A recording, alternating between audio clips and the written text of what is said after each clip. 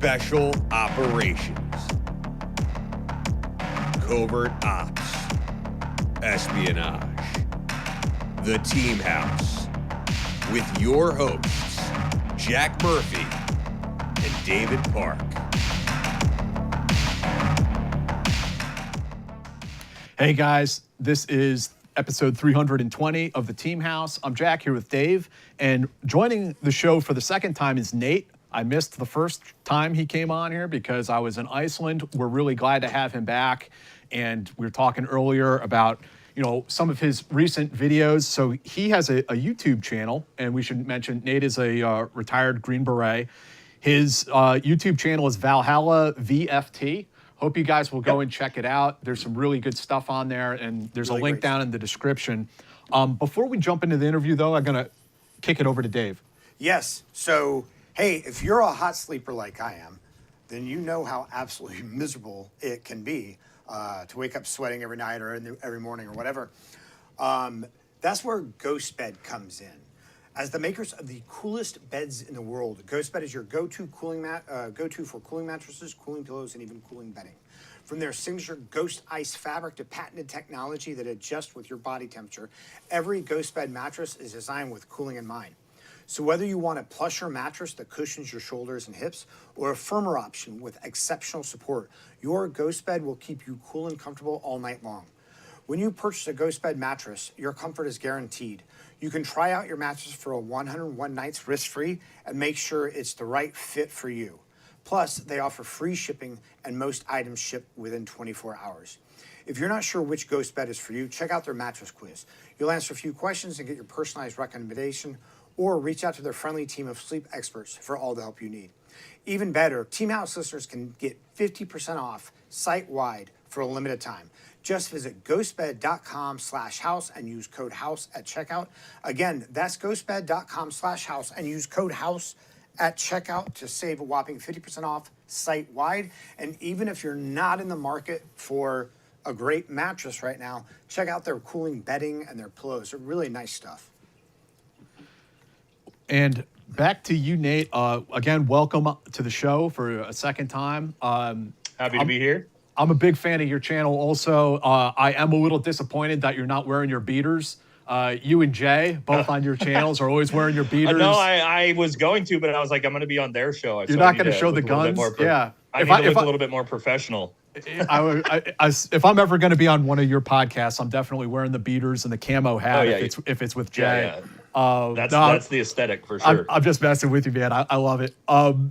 So I missed the first interview, but I mean, you are something of a special forces thoughtfluencer now. Whether you like that title or not, you are found yourself in that position. But I bet you didn't initially set out. I mean, Valhalla firearms training, you must have started somewhere else. And I'd be interested to ask you how you came from transitioning out of the military to that to being a YouTube guy.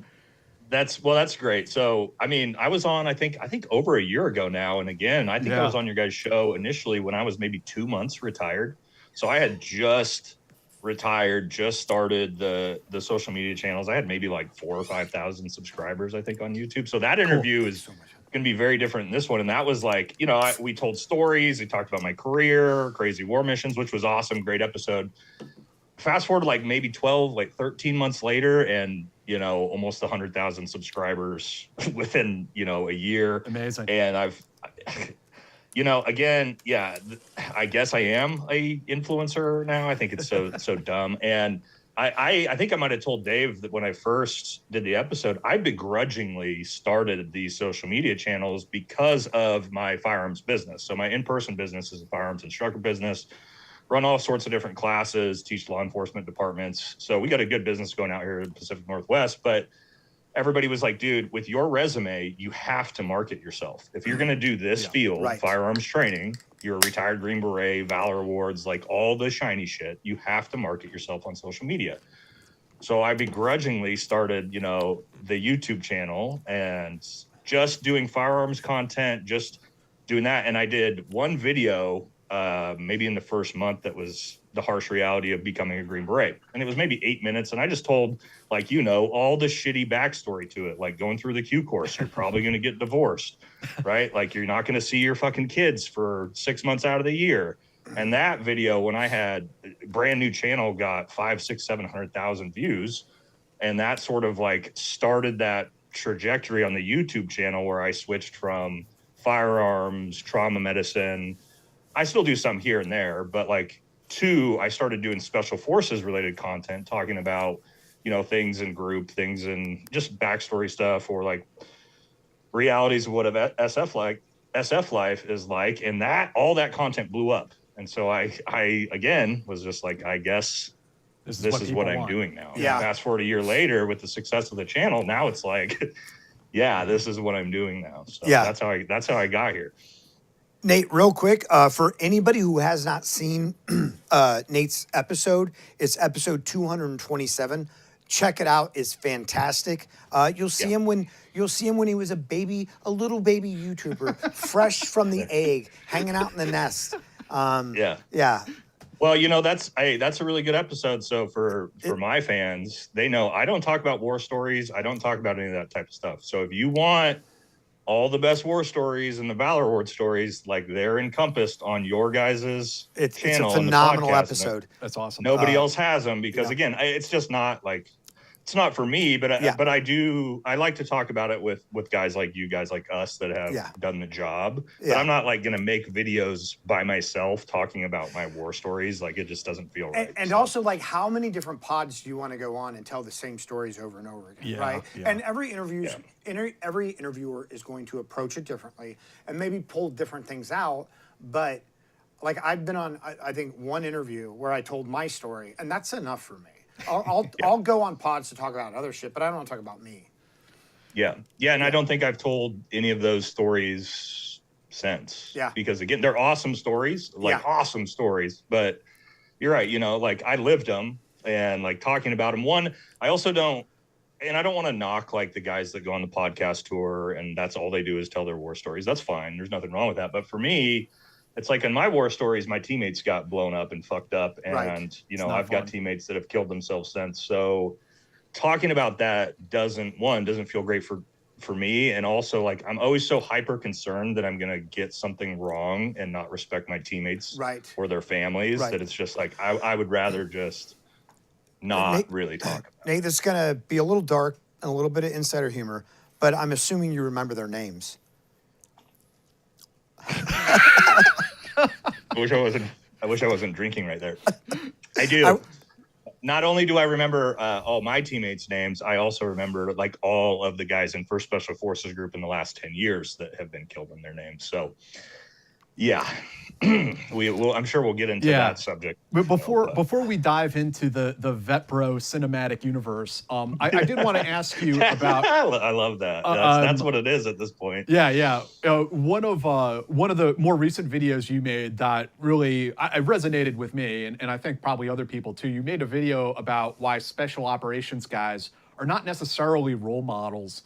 And I thought you laid it out very good about, these guys are amazing. They can do incredible things and they're really nice guys, but they're also human beings and there's a dark side to the job that they do. And there's a reason why they ended up doing that job.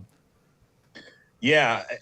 Again, I was talking to you guys a little bit before we started, but I mean, I'll just bring it back up since for the viewers. But the reason why I initially made that video, and I didn't think it was going to be as popular as it did. I figured I just wanted to sort of talk about it. I mean, it's like 500,000 views in 2 weeks, I think. But, and like I said, it's definitely resonating with people based off of the feedback, is when we started to do the exposure of Tim Kennedy, the initial videos, the backlash from the civilians that are fans of him was insane. Yes. They lost their minds at the idea, how could we possibly attack this war hero and all this stuff? So like this cognitive dissonance of like finding out that one of these famous soft influencers potentially isn't who he claims to be. I think it just shocked so many people because, I mean, that old guard of the soft influencers, nothing against them, your Jockos, your Tim Kennedys, all these guys have been sort of telling these stories and doing this type of thing and building up this sort of like mystique of like the soft operator being this god that's like untouchable and can do no wrong. And for those of us that done it have known, like, we're just regular dudes that did, you know, a really high functioning job. We're not any better necessarily morally than anybody else. And so that's why I initially wanted to make the video, is to explain to everyone, like, here's the backside, here's the truth. Here's like the psychology of how a Green Beret is literally selected for at SFAS. Like, I'm not making those things up. Like, there was a back channel of actual, I think it was SFAS cadre talking about, one of the psychs was like, yeah, that's exactly what we're looking for. You're right. We're looking for high functioning young men that have been through a lot of, but not necessarily trauma, but built up resistance. They have the ability to cope with insane things, still get the job done, still come back, reintegrate into society. It's a very specific type of person.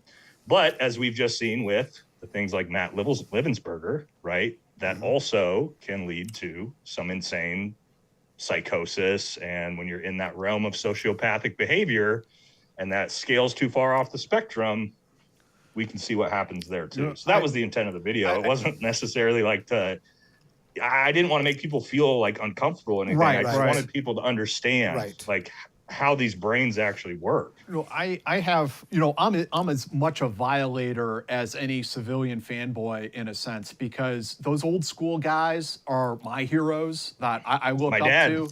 My dad's a Vietnam era GB. Yeah. All his friends are MACV-SOG legends, right? I grew up with my dad's best friend, Riley Lott, who was just inducted to the Special Forces Hall of Fame because he was Mike Force's NCOIC for 6 years. Like, that's the guys I was raised around. And I do it myself to them. You know what I mean? So 100%, I understand it, right? They're still my heroes, you know, but I do know them well enough now that I understand they're human beings. And there are even cases where I've heard stories about people who I really admired, and you find out they did some things that were not just accidents, but it's like, well, that's like a character failing, you know, that I thought you were better than that. But, you know, also, they're human beings. I put them up on the pedestal. They didn't put themselves up there. And then I find out that they're a human being, and maybe I shouldn't be so disappointed because I'm a human being, right? Yeah, and we are human beings, right? And we're human beings that are called to do a horrific job at the same time, man. And it's not just me as a soft operator. You talk about any veteran. Let's talk about the Marines in Fallujah, right? Called on to just do absolute horrific, and not necessarily that they're wrong or that we're in the wrong as Americans. I'm not saying that, but I mean, going through a city and slaughtering, you know, 100,000 people, that is not necessarily the best thing ever, too, was kind of my point, you know? Yeah. Well, and the brushes with death, you know, for the people that you lose, and, you know, it's like you say, like, we're all normal people, but also, we also have these sociopathic traits that allow us to compartmentalize and do things that maybe the average guy on the street, you know, won't. And then on top of that, you pile on years of trauma that we shove aside so we ignore completely so we can keep doing the job. And then one day it just all bubbles back up. And now, you know, now we're talking about blast injuries and CTEs and how they play with post-traumatic stress.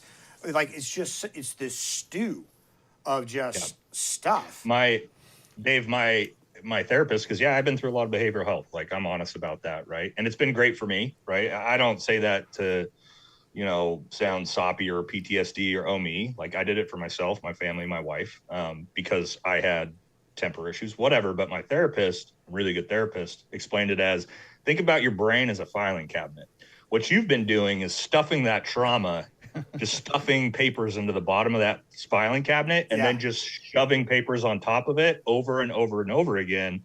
And at some point, you think about that filing cabinet as just an absolute shit show. Yeah. And what you have to do is take it all out, recompartmentalize it, put it all back in order. So it's exactly what it is, right? And like you said, now you add in CTE and blast injuries on top of it. And I think, you know, I'm sure we'll talk about the whole Tesla Cybertruck thing in this episode, but I think that was my theory right out the gate, man. It was like, this is a 19-year SF dude, Bronze Star medals with Valor, tons of combat deployments, probably been fucked up.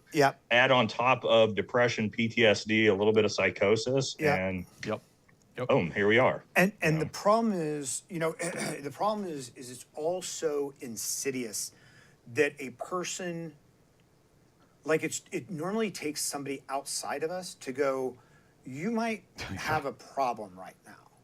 That was my wife for me, yeah. Like I remember we had Mike Edwards on the show like maybe 2 or 3 years ago, the first time he was on.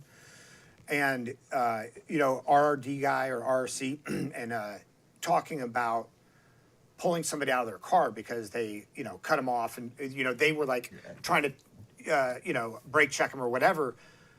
And he's like, and, like my wife is like, pulling somebody out of their car is not normal behavior. And at that moment I go, oh shit, it's not. Because I thought it was. That was my dad growing up. Yeah. Vietnam era, Green Beret, obvious PTSD, completely untreated because none of those got to get treated. And multiple times, 7, 8 years old. Yeah. Same thing, pulling people out of car, beating the shit out of the people in the middle of the street, get back in the car and driving off. Like that was normal to me until I did the job and I went through the things I did and I started to understand that wasn't normal, and it's not normal for me to be doing stuff like that either. And it's interesting because your channel kind of started for what you do, like reviewing the life and the lifestyle of special operations.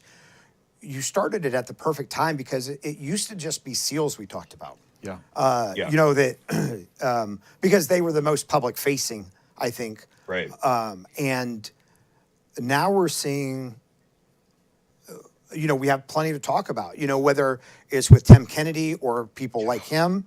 We have too much to talk about in the Green Beret circles. And then we have Matt and Matt's situation. As soon as I started, I didn't dive into it for the first couple of days because I was like, there's so much like smoke out there. I didn't want to get involved. Nobody knows anything and everybody's just speculating. For sure.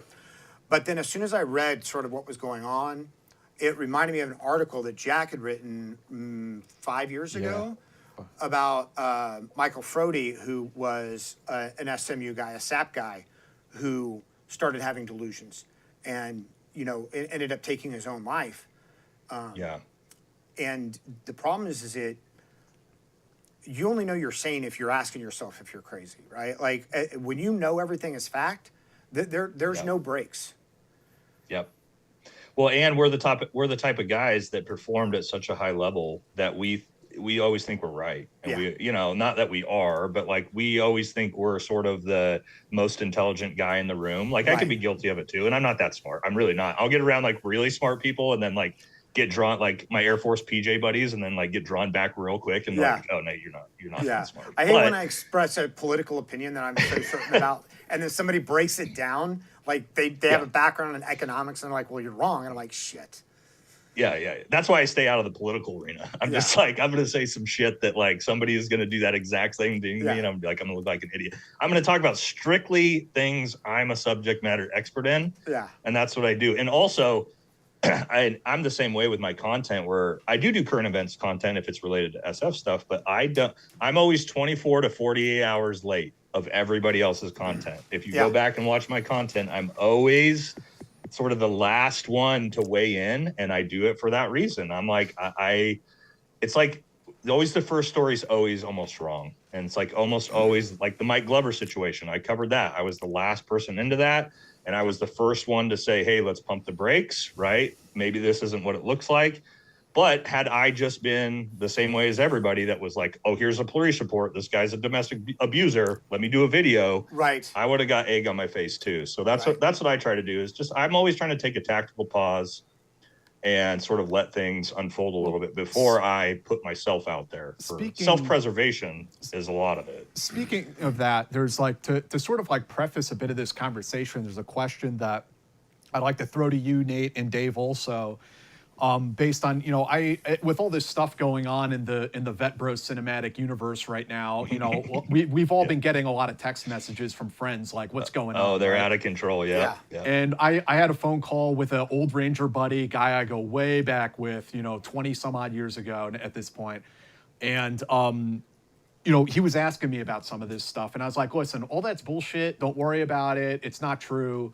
And he was a little bit relieved, I think, to hear that. But he was also like, Jack, do you ever feel like responsible to use your platform to like correct the record and tell people that it's bullshit. And I was like, oh, damn, dude, you had to put me on the spot like that, because I'm very allergic to the melodrama. I think it's really silly. And I've been out of the Army 15 years at this point. It's like, Right. that chapter of my life is kind of closed. Right. Yeah, I'm 12 months out. So for me, it's like I'm like all my buddies are still team sergeants. I get it. So I'm kind of like still in it a little bit. I know. Yeah. But so the question I want to ask to you two guys and to discuss is, like, do you think that our responsibility as special ops veterans is to stay out of the melodrama, not get involved, stay above it? Or is there a responsibility at a certain point on certain topics to come forward and say, I know this isn't true? No, that's a great question. And I don't know, Dave, if you want me to go first. Yeah, go ahead, brother. So here's the deal. It's one of those things of like, I didn't get involved in any of this until the Mike Glover drama. And then it looked bad to me, and he was a Green Beret, and I didn't agree with the way it looked. And I wanted to help a dude that I thought was a good dude, and I didn't believe the story. Turns out I was right. I've been right about almost everything. Not going to toot my horn on all these stories, but turns out I was right. So I felt good about that. But at the same time, I have used my platform mainly to defend people. Right. When Eric Deming came out and did his stuff with Jocko, I did an episode following that. I actually gave you guys credit for being the only ones that questioned some of the shit he was saying, because everybody else just was like, hey, man, tell us this, all this shit. So I was the first one to sort of like, hey, let's diagnose this. And I defended Jocko. I just defended Andy Stump the other day. So people are like, you always attacking Navy SEALs. No, I'm not. Like, I'm always defending other veterans. But the whole Tim Kennedy situation has flipped that on its head for me. And I think, one, he's a Green Beret. Two, it was the Valor Awards. The lying about the Valor Awards is what did it for me. That's because I wasn't going to get involved. Here's the thing. You know what? I haven't told anybody this in the entire Tim Kennedy drama, but I like airing stuff on your guys' channel that I've never said. All right. Here's some backstory to the viewers. Okay. I was in business negotiations with Sheepdog Response to become their Pacific Northwest firearms instructor, partner our companies together when this shit happened. Yikes. When Tim Kennedy was exposed by the Anti-Hero podcast. Everybody who said to me, you're just in this for the money, for the $400 a YouTube video. Right. No, I gave up a massive financial situation out of integrity from a Green Beret who obviously to me had been committing shit tons of stolen valor that I didn't want to get involved with anymore. All right. So that's to me, I guess, was like the break point to where I was like, I feel like a moral responsibility because like Jack said, because we have these platforms and none of my buddies, none of my Green Berets have these platforms. If they're pissed off about Tim Kennedy committing stolen valor, they can't, them saying anything's not going to do anything. Right. But because we have these platforms, do I have a responsibility to the regiment, to my fellow Green Berets, to all the veterans who came before me, who earned Valor Awards and died in the process getting their Purple Hearts? I decided in this case, I do have a moral responsibility to use my platform in a way I thought was appropriate to uphold the integrity of the Special Forces Regiment. So what I don't want to do going forward is be the guy that's like inserting in myself into all the fucking drama in the VetBro circle, right? It's easy to do, but yeah. So that's my answer, Jack, is like, this was a very like you drew the line sensitive there. Personal one to me. And that's why I got involved. But again, I did it out of integrity, man. Like I tell people, I'm like, you know what would have been the smart thing for me to do? The smart thing for me to do financially would be to come out and defend Tim Kennedy and gut the Anti-Hero podcast credibility and use my platform as the integrity guy to back him and then find myself into that Tim Kennedy VetBro monetary circle. But I didn't do that, right? Because, again, to me, you cannot lie about having Valor Awards and Purple Hearts because all of the people that we served with that came before us that died earning them, it's just a slap in the face to them that I wasn't willing to do it. And I said from the very start, even the Anti-Hero podcast, I really didn't care about their episode. I didn't care about the book. I didn't care about the war stories. It was the trigger for me was Tim Kennedy's Facebook post that said, I have received Valor awards for every combat deployment I have been on. When I saw that and I knew he didn't, that's when I said, now I'm involved in this situation. Sorry, that's long-winded, but. Before I give my answer, why don't you go ahead and do the copy check, and then I'll. Sure. Thank you for bearing with us, folks. I got a shout out for another one of our sponsors. So, want to talk to you about Mando. They are a whole body deodorant that is safe to use anywhere on your body. They're created by a doctor who saw firsthand how normal BO was being mistreated and misdiagnosed. It's clinically proven to block all odor for up to 72 hours. There are different options. There's the solid stick deodorant, the spray deodorant. These are aluminum free, by the way. All products are baking soda free and paraben free as well. Choose a variety of fresh scents from like bourbon leather, Clover Woods, Mount Fuji, and Pro Sport. It's clinically proven to control odor better than a shower with soap alone. 12 hours after a shower, the average man's Grundle odor level was a 5 out of 10. With Mando, the average Grundle odor level was a 0 out of 10. Want to try America's #1 body deodorant formula right now? You can find them in Walmart, Target, and other retailers across the country. But for the best deals, go and check out shopmando.com.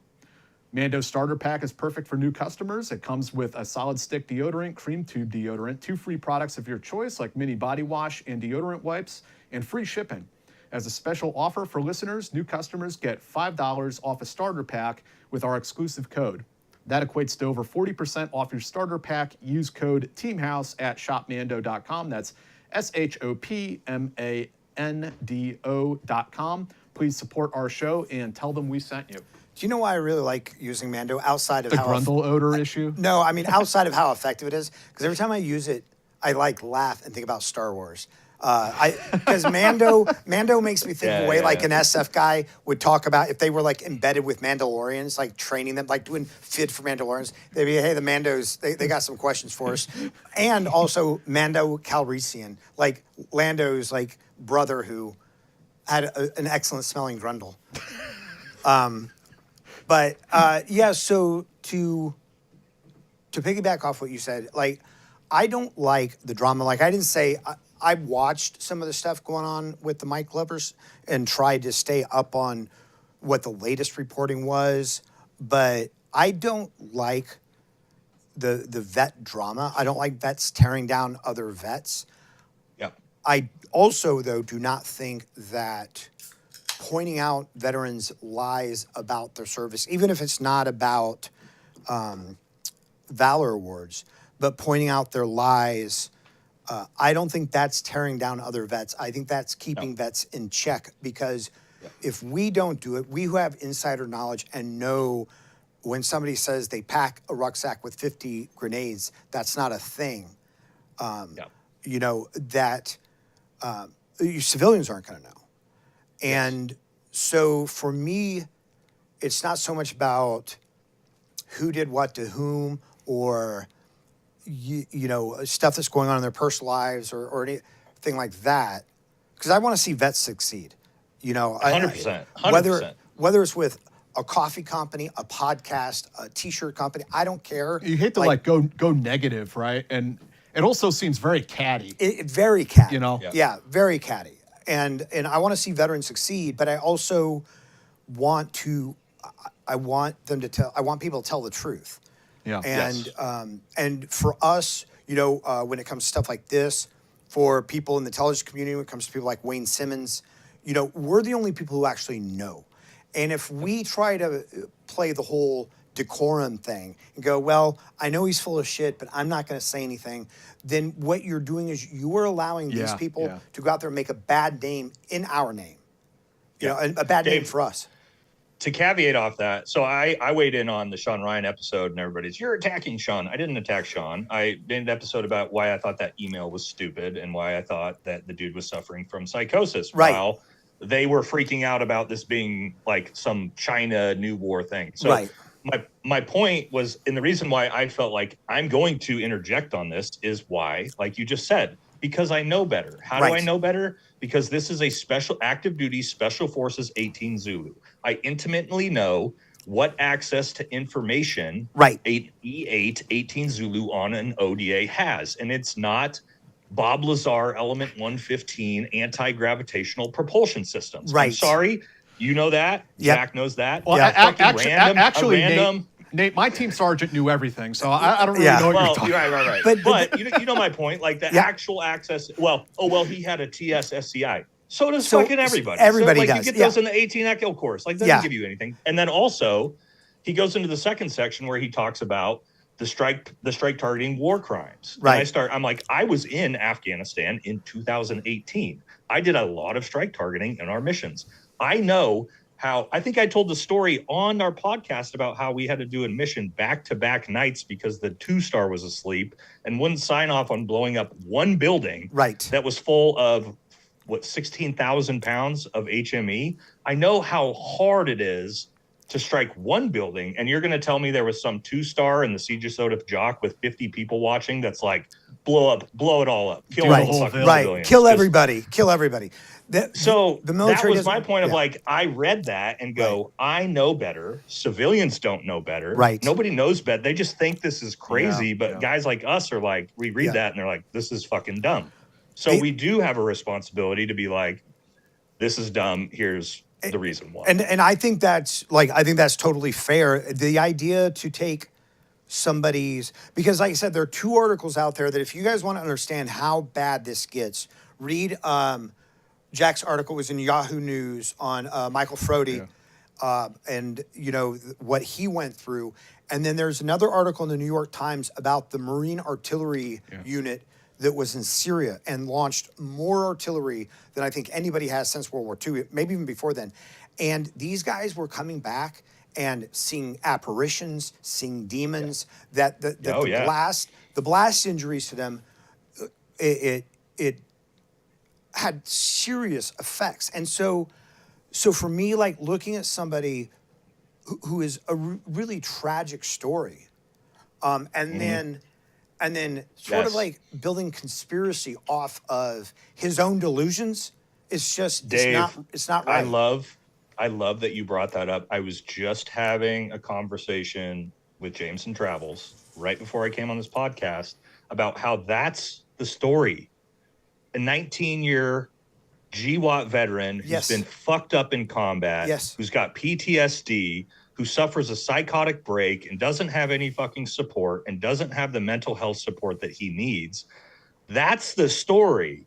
Not that fucking Chinese drones and alien tech, 100%. So it's discrediting the guys you're talking about who have had these issues, right? And the real story here is how fucked up all these GWAT veterans are, and how the military that should be the story in the news, not on Sean Ryan's podcast about aliens and shit like that.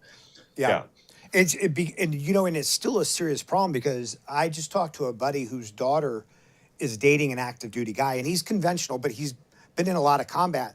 And he's having some serious issues with post-traumatic stress, and he will not go seek help because the military the military is still punishing people for it.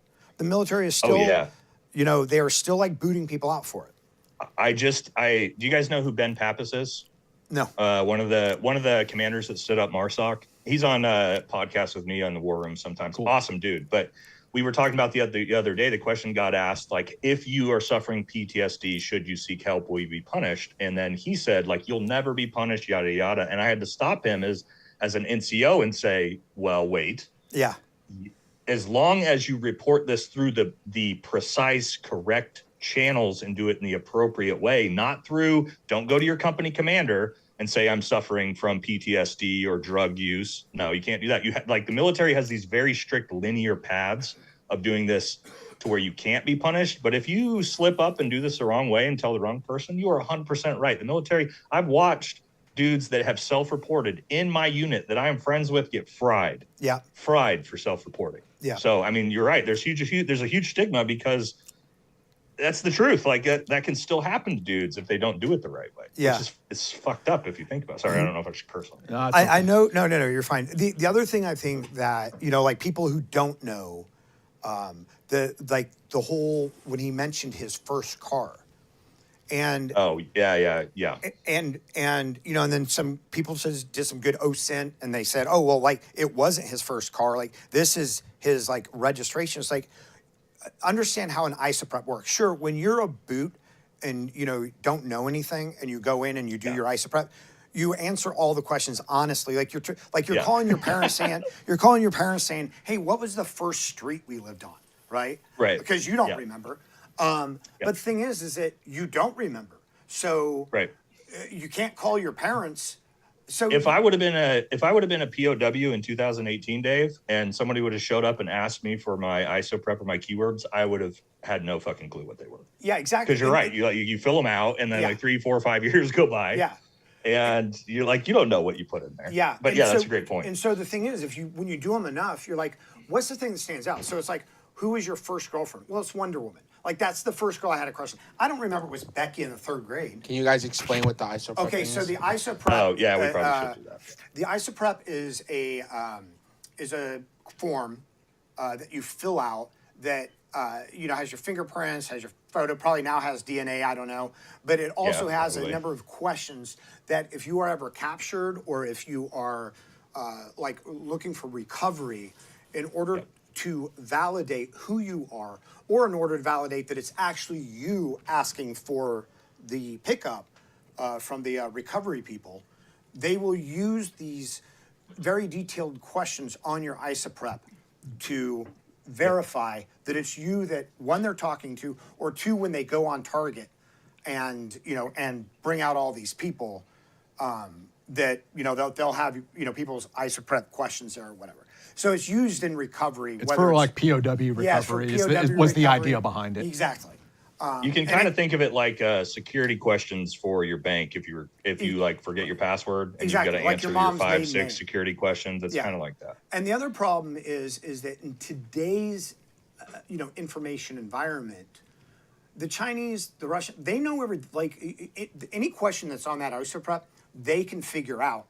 The same way people on Twitter or X figured out what his vehicles were. So a lot of times, like for my first car, I used to put Kit from Knight Rider, because that's something that nobody else would know, but it's something that would always stick with me, right? Right. It doesn't have to be a true answer. It has to be the answer you can give. That you can remember when you need to. It doesn't matter what it is. Like you could ask, what's your favorite car? And the answer could be banana, right? But as long as you know the answer, because for the audience to reference, like, let's say Delta is coming to hostage rescue you, like they have your ISOPEP. Yeah. Like, and they're going to, as they be like, here is a hostage who might be 10 months later, beard, disheveled. They're going to ask you those questions to figure out who you are. And it can happen in other types of recovery situations where, like, you get separated from a unit, or, you're out there doing whatever, and you wander into a town and call them from a phone, and you're saying, hey, this is so-and-so, I need a recovery in this location. And they're like, well, how do we know this isn't some elaborate ambush that we're sending people into? So they'll pull out your isoprep and then ask you questions to verify that this is really you on the phone, or whatever. Yeah. So, so there were things in that email that, like you say, we know, and we know why they, we know the deal. But if you want to lead people down a conspiracy road, you can, because they don't know better. That's the problem I have. Oh, sorry, with Jack. Go ahead. I was just gonna say that I was talking to Dave earlier about this, and I think you nailed it too in some of the videos you made, Nate. That manifesto really only has one use, and that is to give a little bit of insight into that person's mental state at that time. Yep. Right. And I think it clearly shows, as we all know, he was having a mental health crisis.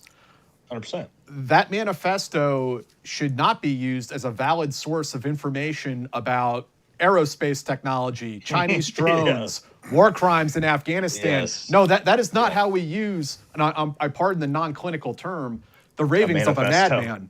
Yeah. That's not, you do not go to a manifesto for that type of information. Yeah. Right. And I don't know if you guys saw, but the police department, right before we came on, just came out and released a little bit more information. Apparently he had like a 10-page manifesto in his phone with more insane rantings. and obviously all talking about how he's being followed by the FBI and the DI. Like he was going on and on and on and on, and how they were tracking him and he could see them and he was tracking their vehicles and all that. And and I don't necessarily trust the intelligence agencies, but like the FBI and everybody's come out and been like, look, this guy wasn't on any watch lists. Right. Like nobody was targeting this dude. He was your typical, like, no criminal record, active duty special forces team sergeant. Like none of us know who this guy is. So like, which I kind of believe, right? Like, and because based off his career, like you don't make it to be an active duty team sergeant if you're out doing crazy shit and getting arrested and doing all stuff like that. But that just kind of shows of like this huge manifesto of like again, psychosis and think you're being tracked and think you're being monitored and this insane paranoia that's just wasn't happening. And what really pissed me off was the Sean Ryan live. I don't know if you guys listened to it, not the episode, Spaces? but the Spaces? They had like that Twitter live that they did that came out after like the episodes of me and Jameson Travels and everybody that was like, this is fucking dumb. What are we doing here? And they brought on a bunch of former FBI agents, a bunch of Green Berets, Navy SEALs, and everybody just talked about how this is obviously all true and this is a huge conspiracy and he's still alive and they're tracking him and he's trying to make it to Mexico. And it's like, what are you guys fucking doing? None of you know any of this. First of all, even if this conspiracy was true, nobody knows what's going on. But like, this is a lot of credible voices to tell the American public, like, hey, don't trust what's going on. You need to listen to this crazy shit. That was super disappointing for me. There was another one then, because I listened to one, was it last night or the night before? I can't remember, where there were a bunch of guys who came on who had been kind of opposing what Sean had said. No, this wasn't that. No, and they're like, this was like a big circle jerk session of why. Yeah, I didn't hear that one. No. And Nate, that goes back to my earlier comment about like responsibility and, you know, where does it lie? So I've never spoken about this publicly for some of the reasons I mentioned previously, but there are certain people I have not booked on this podcast and would not because I think there are credibility issues. And for sure, one of them, to tell you the truth, is Tim Kennedy. I had an advanced copy of his book. I could not make it past the back cover synopsis. Good on you. You were the only person that ever read it. Until now. Well, I didn't meet. It was just the back cover. Yeah, I didn't make it through the back cover. We read it and we were like, nah. That was enough for me. I was like, this is a no for us. Right.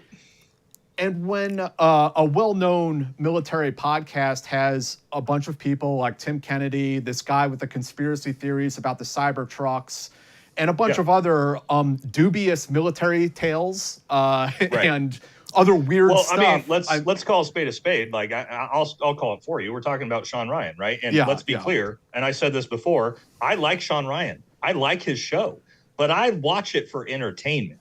I understand the dude has on a bunch of wazoo fucking UFO alien, like reptiles in Antarctica interviews, and he doesn't push back at all, and he lets them spew all their crazy shit. Tim Kennedy, that's fine. It's entertainment. The problem is when Sean Ryan decides that he's the bastion of truth for the information that's coming out about a serious domestic terrorist attack. That's when you have to stop and say, okay, no. That's not what your show is. Okay. No knock on your show. Again, I like it. But the guy you had on, right, like came on and peddled a bunch of crazy bullshit. And I also think that, and I told people this is why I don't beat Sean up for it, because it's like you have these type of people on your show all the time. And that's fine.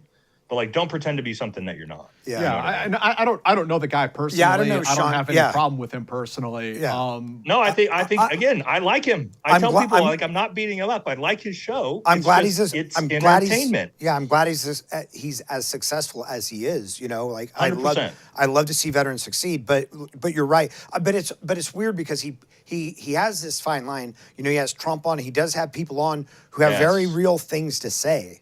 It goes back and forth. There's some like really great, credible sources on there and some great interviews. And then again, you'll have the guy who said he was a janitor in Antarctica where there was reptile alien people, right? Right. So like, you never know what you're going to get My there. favorite was the guy who didn't know if he was in the Special Activities Directorate or Special Activities Division.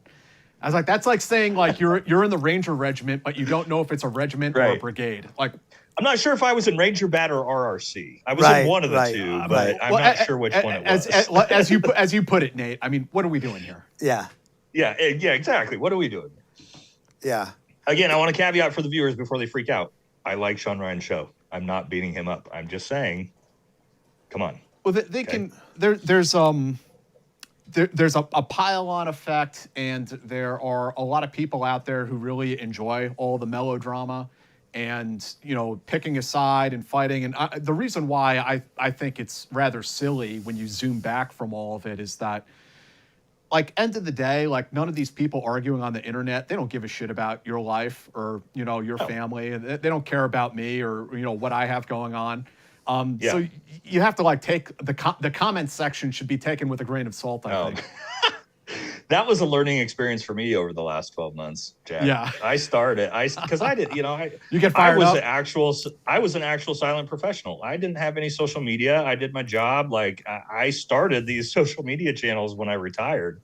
And the first couple months, I was in the comment section, baby, like arguing, you know what I mean? And then over time, I had one of my creator buddies that sort of mentored me. I was talking to him about it, and he gave me this quote that's changed my whole perspective ever since. He said, "Every time you see a comment that pisses you off, I want you to remember 50% of Americans read at below an 8th grade comprehension level."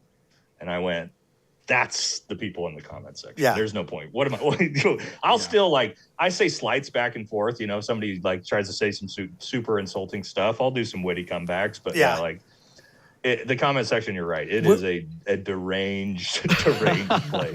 We've had people from the same show in our comment sections, both calling us Russian agents and Ukrainian trolls, because we tried to present like a nuanced view of a situation. Or you'll have like one interview we do where they're calling us left-wing lunatics, and another where they're calling us right-wing propaganda. Yeah. It's like MAGA propaganda. It's like kind of we can be whatever you want us to be. Whatever your agenda is. Yeah. Well. What did you get? Oh, sorry, Dave. Go ahead. I was just going to ask you, what kind of feedback did you get from your review of the Eric Deming claims?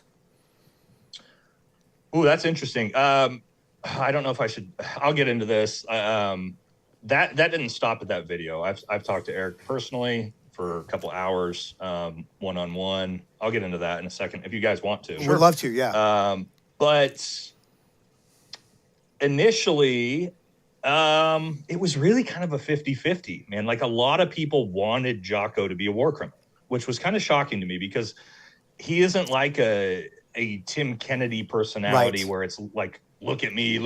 He seems like I like his content, like a very leadership, like build up, self-accountability type of guy. So it was kind of surprising to me when I came out and defended him, how many people were angry with me for not calling him a war criminal. Right.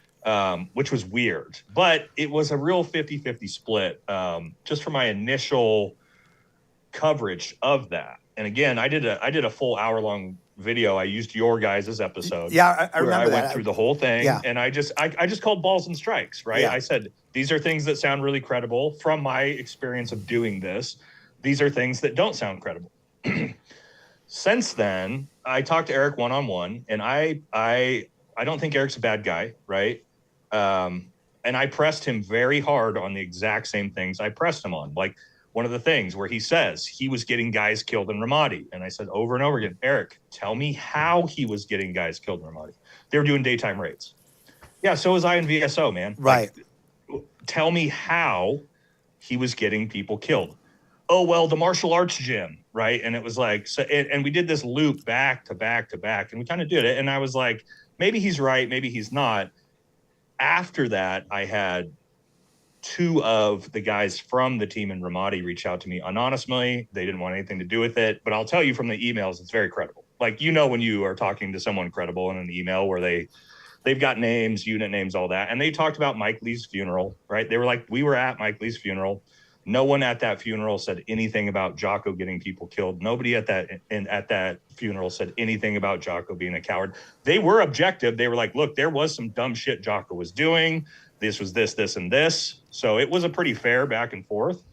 But I didn't want to do it. I'm like, and again, I also told Eric, I said, Eric, if you can bring me eyewitnesses, they don't have to come on the show. They just have to reach out to me, and I just have to find them credible to anything firsthand, any of the claims you've made, a single eyewitness, I will platform you.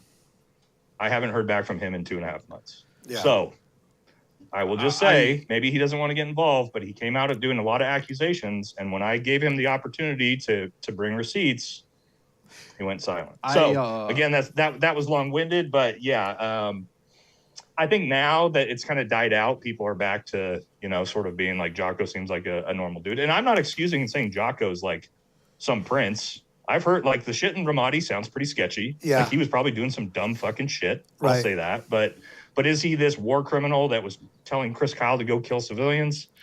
I don't know, man. That's a tough sell for me. You're right that when accusations of murder or negligence that's killing soldiers are made, that does require evidence. Yes. Extraordinary evidence in some cases. So I get where you're coming from. Well, and the thing is that like in this community, we've all been divorced, so we all know like what it's like to love somebody and what it's like to not love them, and then like see how our truth is very much informed. Our truth about them is very much informed by our feelings about them and how those change over time. And like for me, I felt that Eric had probably a legitimate gripe with the whole CQC thing. Yes, it did sound as though there were some shenanigans that went on with that. And from what I've heard, credibility wise, like Jocko was banned from any contracts going forward with the Navy. Like those, I agree. I called balls and strikes. Right. And that's what that I'm saying. Stuff sounded credible. But to me, that's where the problem then began. Exactly. Right. Of like, oh, he seems like he's so emotionally invested in the slights against him. Exactly. Maybe it's making him a little jaded. That's what I thought too, and that's why when he was on the show and started saying some of these things, it's like, okay, like we need to like, did you hear this firsthand? Yeah. Some of these accusations, because like our show is about giving people a platform, and a lot of times we don't push back, we don't question a lot of what we don't have murder accusations every day either. Yeah, well, but you guys did push back on that. I remember Dave pushed back on that. Like, whoa, hey, you need to tell us, did you see this firsthand or did you hear it? And because that's important, right? Like if you're gonna say these things in public, there's got to be some context to it. Right, and that's what it felt like to me, is that he had a legitimate thing about the CQC stuff, and then that was like, then he took that and not smeared it, because I don't think that Eric is dishonest or whatever, but I do feel like he has a bit of an axe to grind and maybe kind of gets a little target fixated in the sense of, and I think he's a lovely guy. I think he's a great guy. Again. Yeah, for talking to him one-on-one, he seemed like an awesome dude. Yeah. Super fucking nice dude. I just personally, when I tried to press him beyond the third-hand stories, like tell me how you know this beyond like rumor mill of the SEAL teams. Right. I could never get anything beyond of like, it's known in the community. Right. It's like, but like, there's a lot of things that are rumors in the community. And that's the thing, is you'll believe things about people that you don't like based on past information that you wouldn't believe about your best friend, right? So it really, a lot of times when you're hearing these rumors about people, the context is really important in terms of like, what do you think? What do you already think about this person? And I also try to tell people, and I'm sure Jack, and I don't know, I bet it's the way in Ranger Bat as well, but I'm like, dude, you guys got to understand, like, the soft team rooms are fucking like Mean Girls in high school. For sure. It's the most drama, rumor mill bullshit you will ever see. Like the level of rumors and gossip that goes on in like the company hallway would blow your fucking mind, right? So it's like rumors and like this type of shit's not like, oh, so-and-so was like taking fucking ketamine while he was fucking on target and yada, yada, yada. Like there's so much of that like you got to take that with a grain of salt. Right. If it's the community knows this is true. Nate, on that note, I'd like to ask you this thing about the community, because I feel like a lot of the things that we've been talking about, a lot of the things you've been talking about, Jay, Brent Tucker, all those guys, they are things that are actually pretty well known in the special operations community. Oh yeah. But I found that 10 years ago, 12 years ago, 15 years ago, when I would talk to people about, hey, man, Marcus Luttrell's story doesn't check out. Like, there's some things wrong there. Or, Chris Kyle lied about some things. Right. People looked at me back then like I was crazy. Let me caveat that. Yeah. Because that's a perfect one. Marcus Luttrell, lone survivor. In the 18 Echo course, I can't say, I have to be careful about this, right? Because of where this information comes. Anyway, let's just say in the 18 Echo course, before the movie came out, one of our biggest lessons learned in the 18 Echo course about checking your radios and having crypto in your radios came from that mission and the failures of that and the backside of that. And because there's someone potentially over there that was involved in that knows that that's what's happened. That was before the movie. That was before the book. It was just known. It was part of the course. We taught it as a learning lesson about how dumb this was and how this whole story was bullshit, right? Mm-hmm. So, like, to your point, that was just common knowledge. Right. That was 15 years ago. Right. That was common, 12 years ago now. That was common knowledge. So to your point, like, and Chris Kyle, right? Like, all of these things. Rob O'Neill is a great one as well. I don't want to knock the dude, but it was like when that came out, like, I had Delta Force buddies who were like, "Yeah, fucking." That didn't happen. Well, and that was like immediately, right? Yeah. Like, no, he didn't kill him. Yeah, nobody was just surprised. Like, yeah. oh, okay, right? Yeah. But and then you just move on with your life because you're active duty and you don't give a shit and you're not talking about it. So but to Jack's point, yes, the vast majority of these things are just like, they're just common knowledge and stuff. Why do you think that it's sort of all, it's not only is it all coming out, I mean, journalists and other people wrote about this stuff 10 years ago, but why do you think it's hitting so hard right now? And it seems like people are ready. I got an answer. Yeah, that they're ready to hear it. I mean, is it because the wars are over? I mean, what do you think? I think it's societal. I think 2024, 2025 is where we are in a moment of truth-telling and authenticity in everything in society.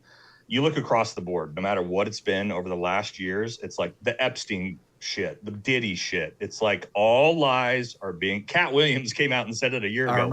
All lies will be exposed in 2024. Everybody thought he was crazy. And Cat Williams was exposed as never having been a Marine.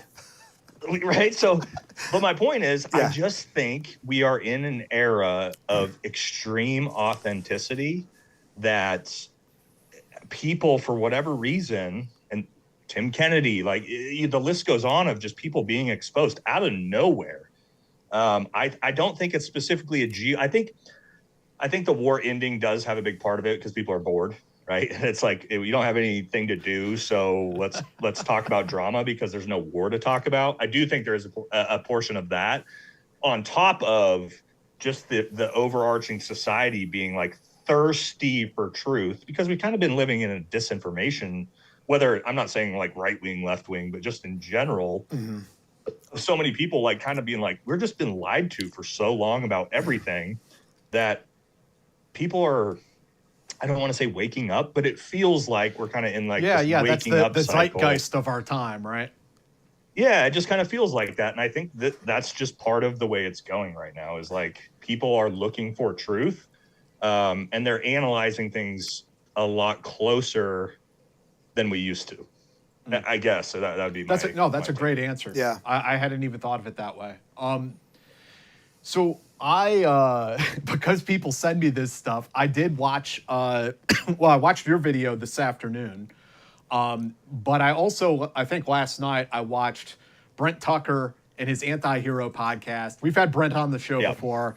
The new one with all Tim's teammates. Yeah, with Tim's teammates in it, and I have to say that.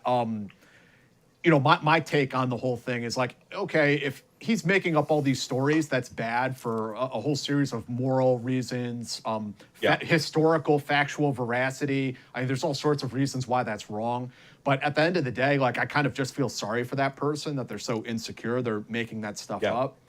But you know what kind of asked me up watching Brent's interview with those guys was the way Tim raked his boys over the coals in his book, unnecessarily and unjustly. All the time. And that's a really low thing to do, you know, especially over something that's not true. Yeah, I mean, even if it were true, it's even if it were, it's kind of shitty. But it wasn't true, and so where does that come? Where does that need to not only prop oneself up with lies? Well, I can tell you where it came from. Yeah. Do we want to call call a spade a spade? Sure.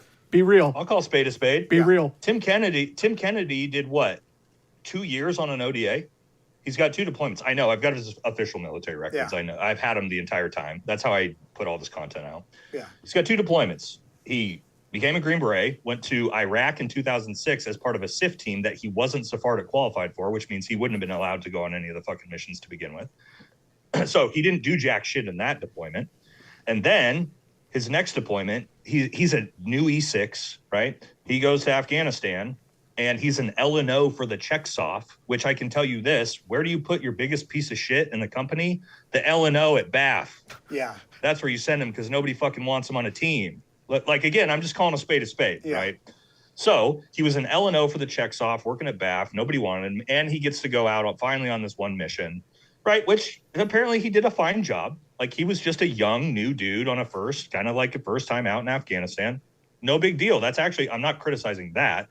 He obviously then writes an entire book about how he's like the hero of the entire story. That's complete bullshit, but that's like his one mission. So he, in combat, like he talks about all these people he killed. If I had to put like gun to my kid's head, has Tim Kennedy ever killed a human being before? I would say no.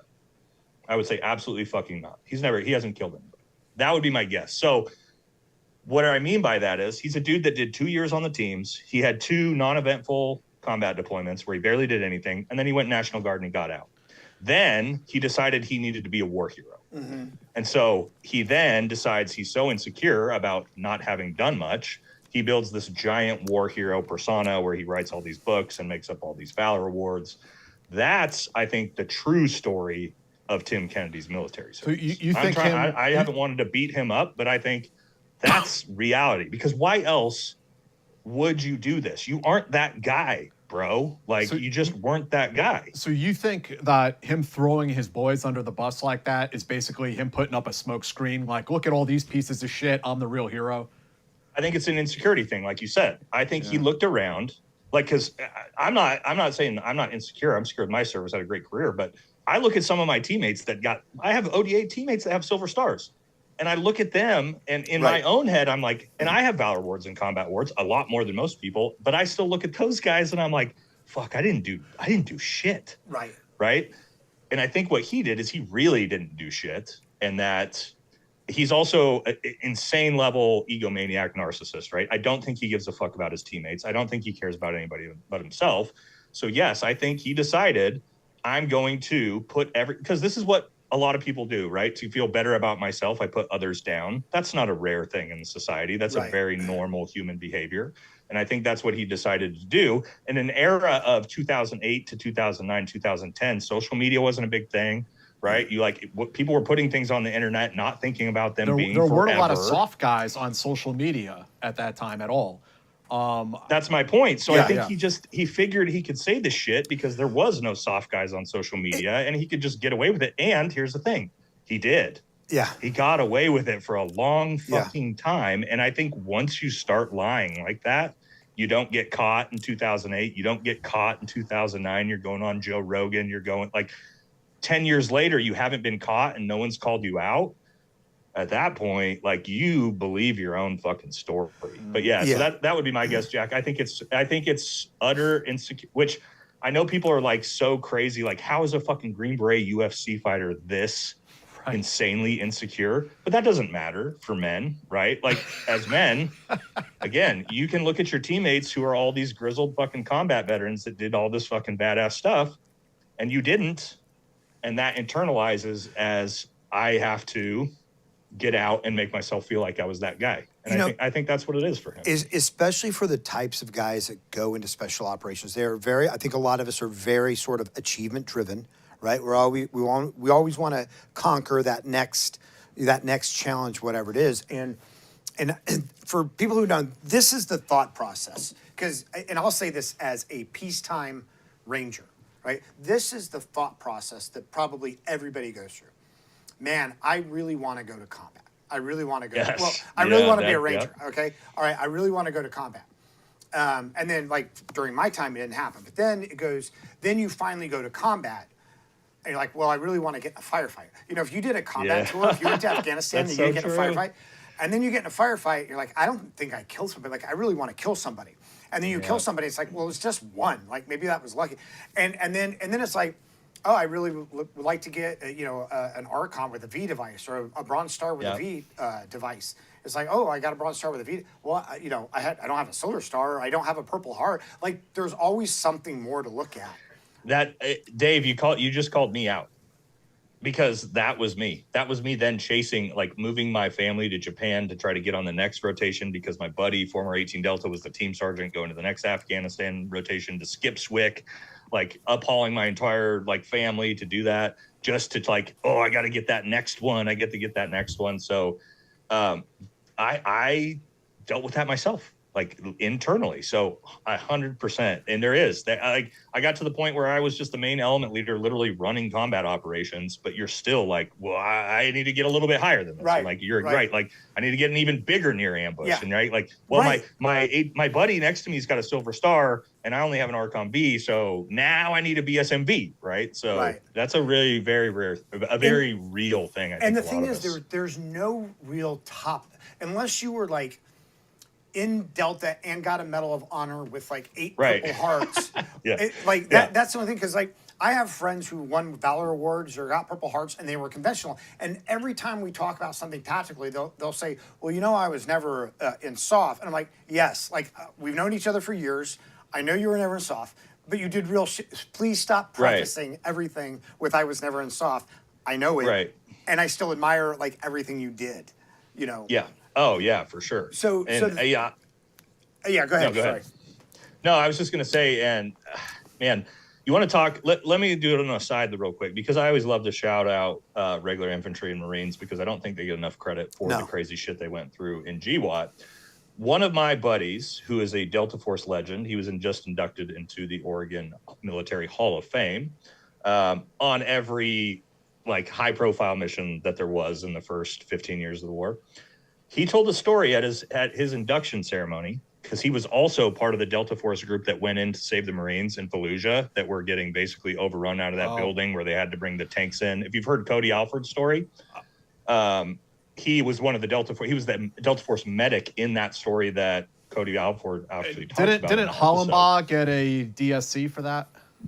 I believe so, yeah. But anyway, he told that story at his induction, Hall of Fame induction. That was the war story he decided to tell as the craziest combat that he had ever seen and ever been in his entire career, with regular Fallujah Marines next to him. That was the craziest thing. One of the most decorated Delta Force operators had ever been in. Right. So you hear that and you're like, dude, these fucking 18, 19-year-old kids. And this was in 2003 and 2006 when we didn't know shit about CQB. Right. We didn't know shit about urban combat. That we learned everything that we know now from that shit. And these just 18 and 19-year-old kids went in and did that. It blows anything I did in combat so far out of the water that I always look at those guys in admiration. So when I hear guys be like, oh, I was just a 311 Marine, and you're like, that's in Fallujah. Yeah, right. That's not just a, bro. Right. That's shit well beyond I ever did when you were 19. Yeah, it's the same. Even the Nasty Guard, right? Before the GWAT, it was the Nasty Guard, and then you see these kids, these Arkansas kids, out in the heat in Solder City, going Winchester in their Strikers or their Bradleys or whatever in Solder City, and getting their ACOG shot off their rifles. It's there's no separation anymore. And I tell people, I'm hey man, and that blowout near ambush I was in, where my entire team got Valor Awards from Silver Star down. Yeah. I got like breakfast at the chow hall that morning when I got off the plane at CAF. Right. Right. Like that's a whole different war Right. to be working in than that early phase of the war. Yeah. Like I don't tell any lies about that. You know Yeah. what I mean? It's just different. Yeah, I always say that the soft mission, it was tough, it was dangerous, but it was also pretty Gucci for the most part. Oh yeah, especially in the 2000. Once we got out of VSO and we went back to the FOBs and just operated, just doing like halves and gavs out of the FOBs, like that's a very different, very different war than the first half. It's not Restrepo. Yeah, no. Yeah, yeah. So what do you think? Because when it comes, like we see. So I'm going to talk about stolen valor, but not with the capital S, capital V, like the federal law of stolen valor, but actually just the idea of stolen valor about lying about service. Yeah, there is a difference, right? Yeah. Like if you want to tell the audience like what real stolen valor means, so they understand. Real stolen compared to what you're valor going with. is a federal crime, and a crime in most states, I think, too. But for the federal statute, in fact, they had to change it. They had to narrow it down because it did impede on First Amendment rights. But what it is down to now is, I think it was 2013, is if you lie about Purple Hearts or Valor Awards or combat combat action CIBs ribbons, as well. CIBs, CABs, and what's the other one? CAB, CMB. So if you lie about those very narrow things, Valor Awards, Purple Hearts, or combat awards, it is a federal crime. Well, but there's even a bigger caveat for specific monetary gain. For monetary gain, correct. So somebody walking around saying that they were Delta Force and did all these, that's not stolen valor as it's labeled as a crime. We might say it's stolen valor, but we have to say that it's like a small s, small v stolen valor. It's not actually like Tim's entire book. That's a small s, small v, right? Like he made up a bunch of war stories. But if he's lying about Valor Awards, I call it stolen valor. But I mean, well, he didn't lie about Valor Awards in the book, right? Okay. That was on his Facebook page and all over the place. But I'm just giving your audience context. Like a bunch of made up war stories, like Dave's saying, that's not like official stolen valor. Right. So a lot of times when we say stolen valor, and I've changed my language a lot, and I rarely say stolen valor now. I'll like Tim Waltz, Steve Slayton out of Arizona, the Republican candidate who got torpedoed for lying about being on these secret ops. Tim Waltz about his time in combat. Troy Nels, the Republican who was wearing a CIB when all he was authorized was a CAB. Things like this. And again, like, this isn't political. We should call it out wherever we see it. Especially with public officials. Yes, sir. But the thing is that, so talking about stolen valor, like we have the guys in the mall wearing uniforms that they bought at the Army Navy, trying to get, a Starbucks the coffee. homeless guy in an Army PT shirt. Right. Yep. But what's really weird to me is when we see it inside the service, and we see it two different ways. I think we see it with people who, were a fuel depot operator and saying that, they were an 0311 or that they were SF or that they were this or that. Yep. And then we see it in our own, right? We see it with like Tim Kennedy and Chris Kyle. There may be another personality out there making the rounds talking about acting his way through Afghan checkpoints, which we all know is not something that one is able to do. There's somebody on my radar too. I'm not going to say, but yeah, there's a few more that there's some potential to. And so, I'm curious what you think, and both of you really, where do you, are these people just habitual liars? And at any point along the way, if they hadn't been in the military, would they lie and say they're in the military? Or are they people who are unimpressed by what they did, even if they did great things, and always want it to be a little bit more? Oh, I mean, yeah, I guess I'll take that. I think for one, I want to say let me say what's worse. Okay. Cause I think I want people to know this. What's worse is a a Green Beret lying about having Valor Awards worse than a homeless guy on the street wearing an Army PT shirt? Kinda, to me, yeah. yes, Yeah. 8,000,000 times %. Tim Kennedy's stolen valor to me is 10,000 times worse than the Marine cook who said that he was an infantryman. Why? Well, because the expectations are 1,000 times higher on you for your character. Right. Okay, so that's where I want to come from there.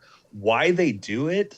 Oh my God, that is we need to get a psychiatrist on Yeah. for that, because again, like, especially in the soft ranks, right? And let me just talk about Rob O'Neill, okay? As a example, I don't beat Rob O'Neill up because Rob O'Neill's a fucking war hero. The dude has silver stars, not from that fucking operation. He is well known as a badass motherfucking warfighter. However, we also have this other fucking side of the coin, Right. where he very obviously didn't kill Osama bin Laden and has written books and made millions of dollars off of those fake stories. How do we get that psychologically? I have no idea, because I can't transplant myself into Right. the brain of that, because I am so hyper careful myself about when I talk about these things to make sure that I don't delineate from the truth at all, that I can't comprehend about how these dudes can just blatantly lie to not only like the American people's faces, but like other soft veterans' our faces. That's Like, the we thing. know it's not Right. true, Right. and you're telling us to our faces we're fucking dumb. So Right. maybe Jack's got a better take that out on me psychologically, but for me, I don't understand it. I wish I had a better answer for that, but I don't know. Yeah. No, I don't think I have necessarily a good answer or a satisfying answer. I think, yeah, you're right. These people are driven by massive insecurities, and we touched upon it a little bit. I mean, there are a lot of insecurities in special operations. I mean, we're always testing each other, testing ourselves. Am I good enough? You know, the self-talk that you mentioned, you know, would I live up to these guys? Am I as good as that guy over there? There's a lot of that. But most of us have that inner dialogue of like, you know, this is what is real and this is what is not. Right. And some folks, are just so insecure that they feel the need to do that. It's sad. For me, I think it's sad. And I actually don't like the term, I'm nitpicking stupid stuff. I don't like stolen valor as a term, because nobody can steal whatever you did, Nate. Like, those are your experiences, whatever Dave did. The guy walking around the mall pretending he was a colonel in Delta Force is not taking anything away from the service of any real soldier. I understand there are real concerns. Some of these people are like defrauding women, and it's terrible stuff. Yeah, for sure. But I don't like, on a personal level, I don't get jazzed up about that so much. But you are right. When it comes to guys within the ranks, the expectation of someone who is a Ranger or a SEAL or a Green Beret is higher. And we expect that you're at least going to make an effort to tell an honest perspective if you decide to. I do think, let's be honest, though, we got to talk about monetary gain. Yes. It has been massively lucrative. Millions and millions and millions of dollars that have been made off of guys like Luttrell and Kennedy and Rob O'Neill. So, and Jocko, not saying, I'm not lumping Jocko in with them, but I'm saying there is millions and millions of dollars to be made in this arena. And I do think that we can't discredit that completely, as well as a huge portion for some of these guys. And the reason why I say that, the Tim Kennedy debacle, I think, is the best case of that, because what he decided was, when he got caught by the veteran community, right? When we saw the Anti-Hero podcast, I put out all the times he's lied about the Valor Awards. He got caught. The veteran community, the soft community, we all said, okay, he's exposed. He decided to come up with the crazy rebuttals and like try to fight it, do the Lance Armstrong thing, so that he basically said, I don't give a shit about the veteran community. I don't care about the soft community. I'm going to placate to the civilians who don't know better and try to hold on for dear life to that monetary section of my demographic. So I do think millions of dollars in fame, I think, is enticing, right? So I think that does have a big part to it too. I agree. And, we were kind of talking about this before the show, but when we see people, and I'm going to talk about Wayne Simmons, who was on Fox for a long time during the GWAT, as a CIA, expert, Right. former CIA, who was never in the CIA. We talk about Malcolm Nance and a lot of the lies, the things that he said that has given him the positions, and Tim, that somehow these people who are willing to go out there and say things that can be disproven, but by the time they catch that momentum, we're just the people who can disprove it are just little reedy voices.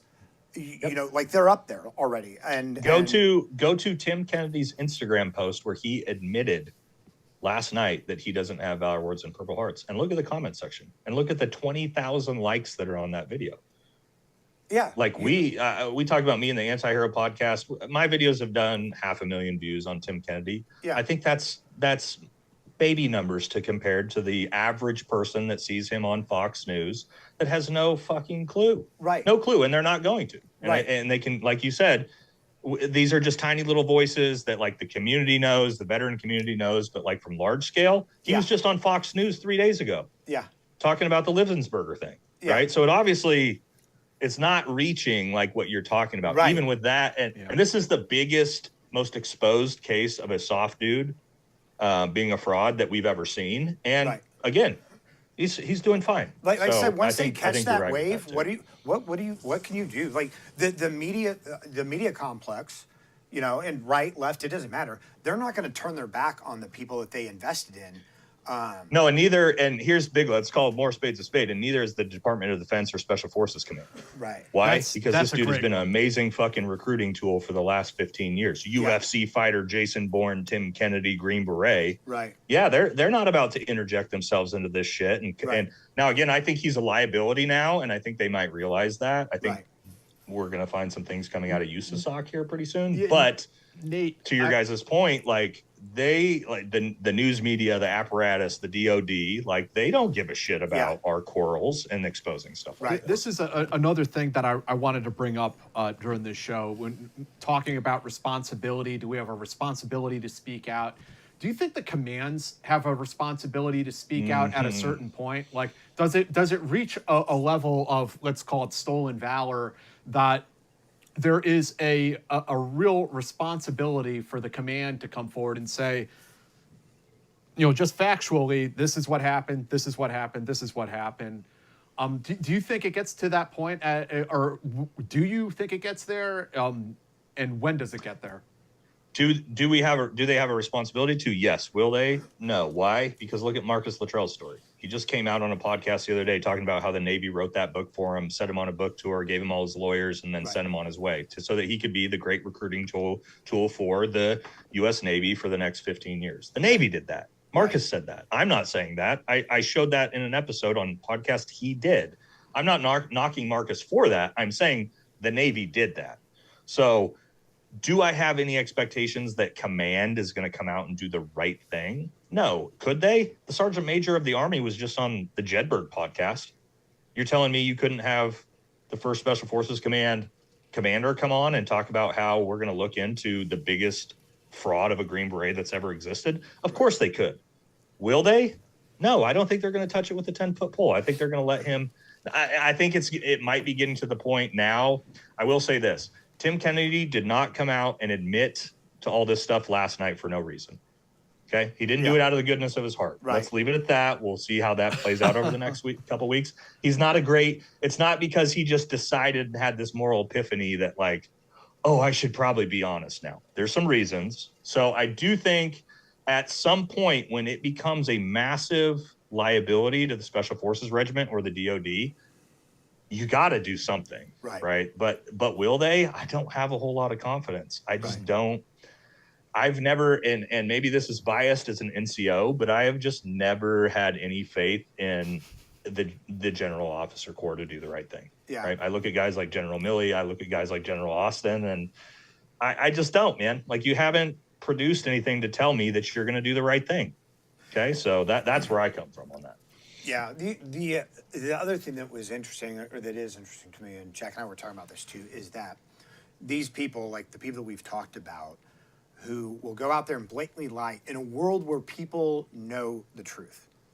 Yes. In a world like, you're not telling some girl in a bar where Yeah. she has no way of fact checking you. You're not like behind the scenes telling producers the secret things that you can't say Right. publicly. You're out there, you know people are going to see through it. And Did yet, you see my video this morning? Tim No. Kennedy, the International Sports Hall of Fame induction was introduced as having a Bronze Star medal with valor in front of Arnold Schwarzenegger. So, And- like you just said, they like that is in your face, Right. as it gets. Yeah. Lies. And in 2019, this wasn't even 2009. And you can always say, well, I don't know why they said that. It's like, no, you gave them your bio to read. That's your script. Right, That's your right. script. Yeah. You know? Yeah, of course. And I will say this, because the more I've unpackaged this with the Valor Award statements, what Tim has done, other than when he said it on his own Facebook page and he fucked up and he put it on his own website, right? He has specifically done it on his own channels. But what he's been really good about, because I showed 30 different times this has happened in interviews, he'll get the interviewer to Yes. introduce him as someone Yeah. with a Bronze Star medal with valor, and he won't refute it. He won't acknowledge it. Yeah. And I've picked it apart, and I've been very careful to see how he does it. He doesn't refute it, but he also won't, like, he doesn't acknowledge it, but he Right. also doesn't say, And hey, it- stop. You know Yeah. what I mean? So he's not dumb. He's Right. clever, right? But like, it's caught up at this Yeah, point. Malcolm Nance, he does the same thing where when he's shown on like a newscast or whatever, it'll say like naval intelligence officer or counterterrorism intelligence officer. He's never an intelligence officer. He was a Right. SIGINT guy in the Navy, right? And Yeah. the thing is, like, if he's not saying it, is it his Yeah. fault?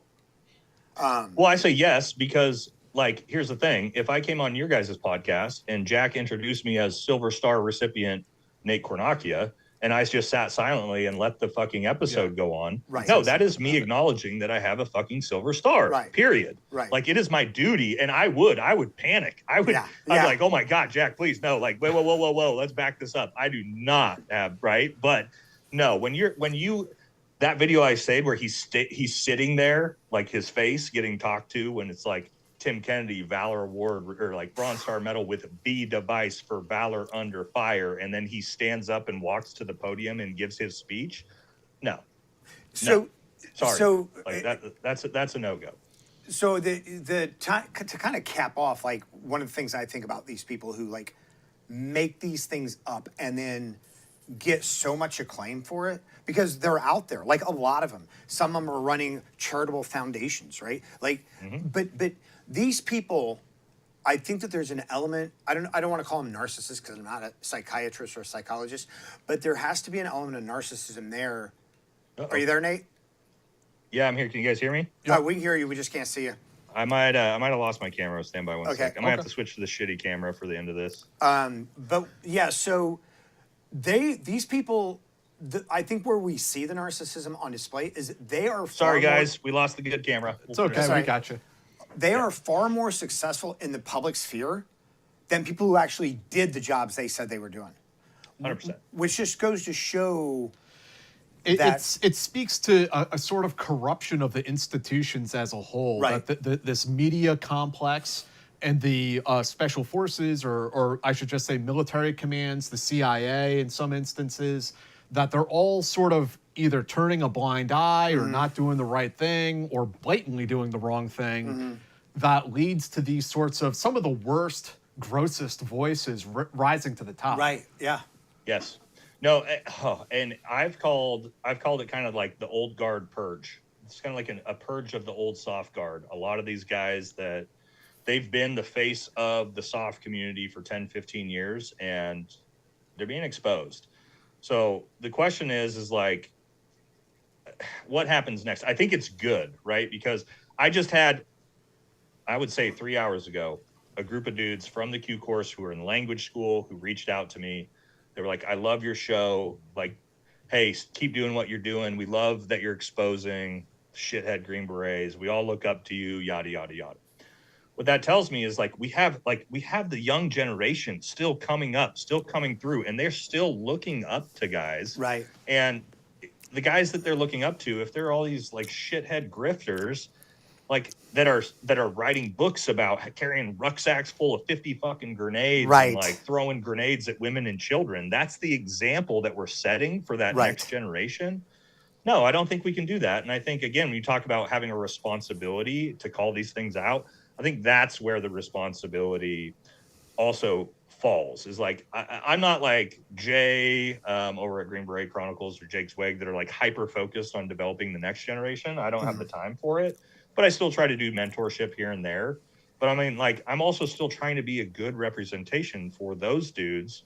And again, I know I did a whole video about how not to look up to me. I'm not your role model, yada, yada, yada. But as a whole, like the guys that are trying to go into the military, into soft combat arms, infantry, whatever you're doing, I remember I looked up to those guys too, man. And it's just natural. So having good I've said this from the start of my channel, having good representations of what it means to be a soft soldier, I think is hyper important in the social media space.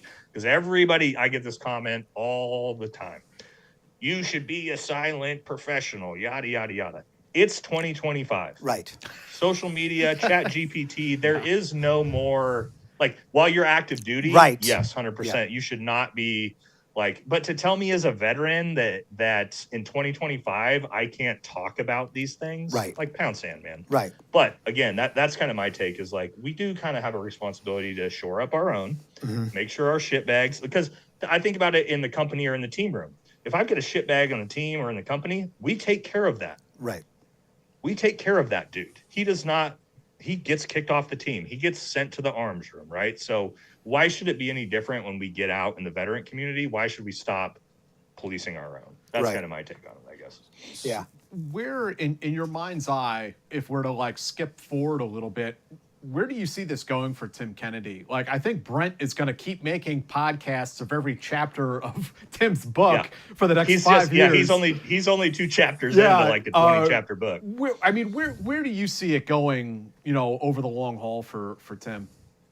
So I said in this video, he admitted he doesn't have Valor in Combat Awards. For me, it's done.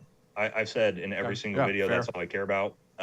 He admitted I was right. His whole Instagram post, he acknowledges the things I put out in my video. He didn't say anything he wasn't talking about the Anti-Hero podcast. He was talking about the dude that exposed him for lying about Valor Awards and Purple Hearts. That was my stuff.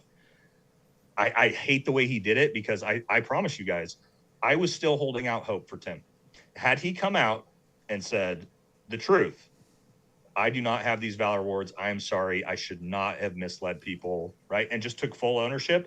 I had a video already recorded that was going to say, I forgive Tim Kennedy and you should too. And I was going to tell the American people, look, I don't, what he did isn't okay, but we can empathize with it. He's this 23-year-old kid, Green Beret, UFC fighter. He's getting paraded around in front of SIF companies by generals. He's going on Joe Rogan. He's making millions of dollars. Black Rifle Coffee Company, 511. The fame is intoxicating. He's on Fox News. Everybody loves him. He gets introduced as having a Valor Award. He lets it slide once, right? Like we as men, we could understand as a 23-year-old man how that could happen. I was prepared to give him that benefit of the doubt. And his admitting to not having those Valor in Combat Awards was, I never said I had them. And it was just like, bro, I did a whole episode of the 25 times that you had. Everybody's seen it. So for me, it's over. But to get into where it goes forward, I think Brent's a dog with a bone. I think until Tim Kennedy comes on that podcast, on the Anti-Hero podcast, and admits to all these things, I don't think he lets it go. And that's his right. You know what I mean? He uncovered this. He can take it as far as he wants to go. I never really cared about the war stories. But what I think is his reputation is forever destroyed in the SF SOF veteran community. His comment section, no matter what he posts, is destroyed. I do know that he's taking massive hits from sponsors and companies that have already cut him off. But I do think that, again, like we talked about, he has enough of a blind civilian boomer Fox News base that he will be he will be fine to keep peddling bullshit, teaching courses to that specific demographic. Unless the Department of Defense comes out, UCMJs him, pulls his tab and beret in front of everyone. Right. I think he's gonna keep on keeping on, doing Tim Kennedy things. That's the way I see it. That was the advantage. If you were coming out of the GWAT before 2010, right, when everybody else was still, you were first to market. Yeah, you were first to market, and you got that groundswell. And that's a big part of it. Yeah, you got that groundswell, and now it's sort of like, I mean, you know, Antihero's a good sized podcast, gets a lot of views. Your good sized podcast get a lot of views, but is that going to sway things when Fox has them on? Probably not. No, of course not. Like my video I do with 500 views on Tim Kennedy, again, it also is just placating to the same people who already know. Right. So it's the same group of veterans, soldiers, and also civilians who are, you know, into this type of thing. They know already. Nothing I could put out about the dude is going to shock anybody at this point. And the people who blindly support him are going to, or they've got no clue. Like, they haven't even seen my channel. They haven't even heard of the Anti-Hero podcast, right? They see him on Fox News and whatever. You know, at this point, I hate to say that, like, I want to see the dude lose everything, because that's not true also. I just wanted, like, and here's the crazy thing. I've told this before. Like, I've got pictures of me and Tim Kennedy together on my Instagram. I actually liked it. I was one of the very few, and I'm sure you guys know the back channels. Tim Kennedy has been a joke in the SF regiment for a decade and a half. From within, like, if you talk to any Green Beret, like, in the company, what a douche, right? I was one of the very, very few guys that wanted to give this guy the benefit of the doubt, that, you know, was like, you know, he's, you know, over the top, but, you know, he's good at recruiting. Like, I would always sort of defend him a little bit. Right. And so I wasn't a Tim Kennedy hater to start. And there's a lot of them in the SF regiment. I can promise you that, well before this whole thing happened. And I just wanted to see him have some integrity and apologize, man. That was it. I said that from the very first episode. Had he come out and just said, I'm sorry, like the day after the Anti-Hero podcast came out, if he just came out and said, look, I'm sorry, I was young, I embellished some things I definitely shouldn't have. That book, I embellished it to make it more enjoyable for the reader, and I'm sorry, I shouldn't have done that, guys. Boom, case closed. I never do a video. Anti-Hero podcast probably never does a follow-up. Tim Kennedy is doing just fine. Right. But it was the narcissistic where he put a middle finger up to everybody else and said, fuck you guys. You're the liars, not me. It was the Lance Armstrong. Lance Armstrong did that same thing, right? He got caught. What did he do? Well, he didn't go down quietly. He told everybody else they're liars. He called everybody else cheaters. He attacked, you know, like other teammates' family members. The difference is Lance Armstrong finally came out and came clean. Right. And even then, after all of that crazy shit with Lance Armstrong, people forgave him. Right. Yeah. They forgave him, and he was just fine. So my thing has always been like, who is this dude's PR team? Yeah. Because they are the worst PR team I have ever seen in my entire life. Because it was so easy to fix this from the start. Yeah.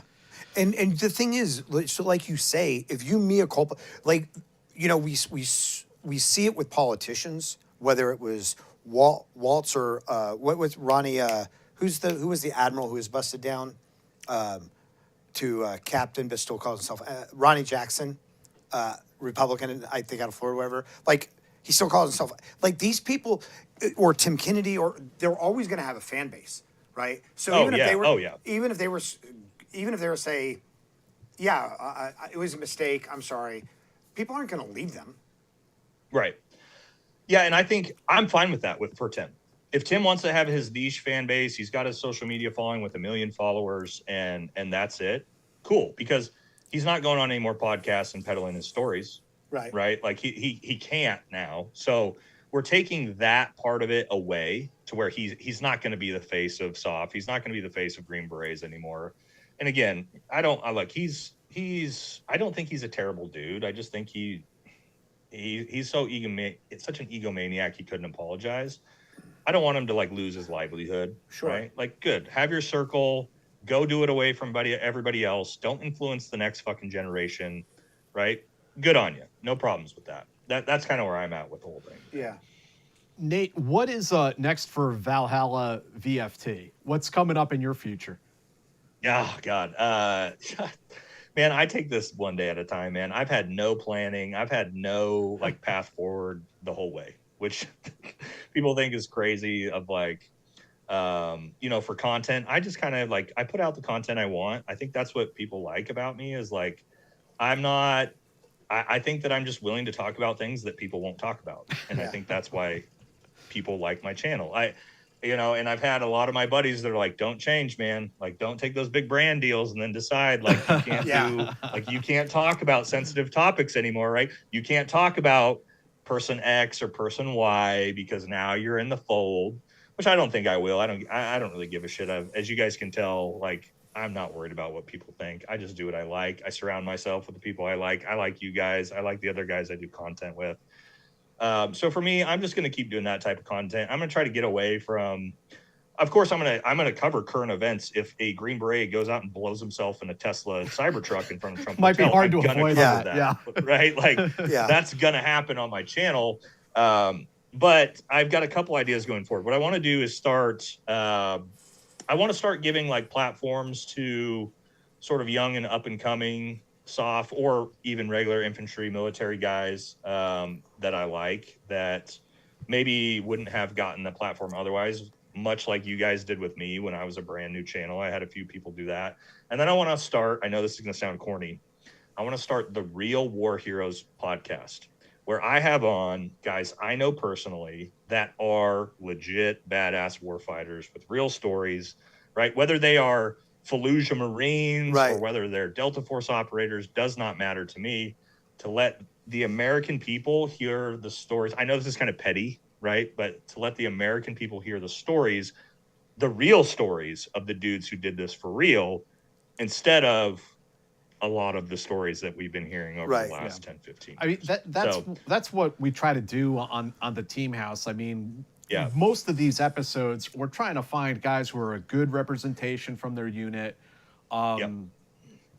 You know, when someone pitches someone to me and they have a bunch of war crimes charges hanging over their head, I'm sort of like, maybe not that guy right now. Like maybe we find someone else from that unit who will, represent, what we hope young people would aspire to be somewhere down the line. And I think we usually succeed in this mission. Sometimes we might fall short, but well, I was just going to say, like, I like your idea too, especially if it's not really an interview, because there's something fun about sitting around with bros telling dumbass war stories. Well, I think that's the idea. I don't want it to be like a real podcast interview, but more like you guys, like a team room. Like you sit here and shoot the shit with guys that I know are legit. Man. I think that's. Yeah. I mean, it's just, I don't know. There's a lot of funny moments, or a lot of harrowing moments, like the most ridiculous moments that come up. But, even when you're carrying a backpack full of 50 grenades that have slightly straightened pins and no safeties,